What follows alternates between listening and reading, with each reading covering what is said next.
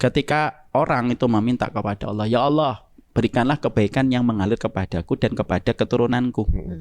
Kita sedang meminta kebaikan kepada anak. Kalimat setelahnya itu apa diksinya? Saya bertobat ya Allah. Kalimat setelahnya bukan saya sholat, saya puasa, saya sedekah, saya umrah. Enggak, no. Allah enggak nyampaikan itu. Ini tuh betul, saya tobat ya Allah. Kenapa setelah kita memohon sama Allah, meminta kebaikan yang mengalir sama anak kita, kalimat setelahnya itu saya bertobat? Karena dosamu itulah yang terhambat mengalir kebaikan kepada anakmu. Dosanya orang tua.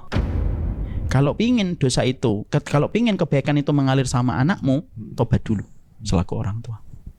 Kita tobat sama Allah. Kalau sudah punya anak itu udahlah tobat lah. Ngapain kamu udah punya anak gitu? Karena tidak bertobatnya orang tua itu menghentikan aliran dan gelombang kebaikan yang harusnya didapatkan anak kita. Aliran kebaikan dan gelombang kebaikan itu terhenti karena dosa orang tuanya mampet akhirnya. Ibarat pipa ada kotorannya. Kotoran itu siapa? Kotoran kita, orang tuanya. Kotoran itu kan selalu menghambat. Darah itu kan terhambat oleh kotoran-kotoran di dinding-dinding pembuluh darah. Selalu yang namanya kotoran itu menghambat. Apa kotoran yang lebih najis kecuali adalah dosa? Kotoran yang paling kotor itu bukan nasi yang basi, bukan. Kotoran yang paling najis itu dosa kita. Nah itu yang menghambat. Berhenti dia. Jadi kalau ini pingin supaya mengalir kembali, simple. Kamu harus bertobat dulu. Baru nanti akan dibuka itu kotoran itu. Pembuluhnya dipasang bypass, dia ngalir kembali itu. Bebas dalam kehidupan kita sebagai seorang mukmin itu ya tobat kita. Baru setelah itu mengalir kebaikan untuk anakmu. Kalau kamu bertobat. Tapi kalimat setelahnya wa inni minal muslimin. Rabbi auzi'ni an ashkura ni'mataka allati an'amta 'alayya wa na'mala salihan tarda wa aslih li fi dzurriyyati inni tubtu ilaika. Saya tobat.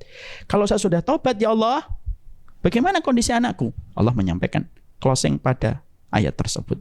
Wa inni minal muslimin. Saya pasrah ya Allah. Ya kalau sudah tobat tiba-tiba dikasih hukuman, ya sudah kita terima.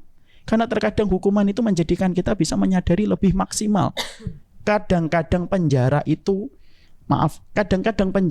menyimpan saksi bagaimana orang bertobat dibandingkan dinding-dinding masjid.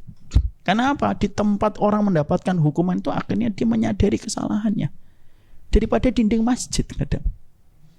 Makanya akhirnya kalau tadi perkataan dari gimana ini Ustadz, kalau saya sudah bertobat apakah tetap nanti akan mendapatkan? Bisa jadi tidak kalau Allah berkehendak, tapi bisa jadi tetap diberikan oleh Allah sebagai bentuk hukuman supaya kita semakin menyadari bahwasanya benturan itu mengingatkan kita supaya tetap memperbaiki diri sebelum kita menutup mata.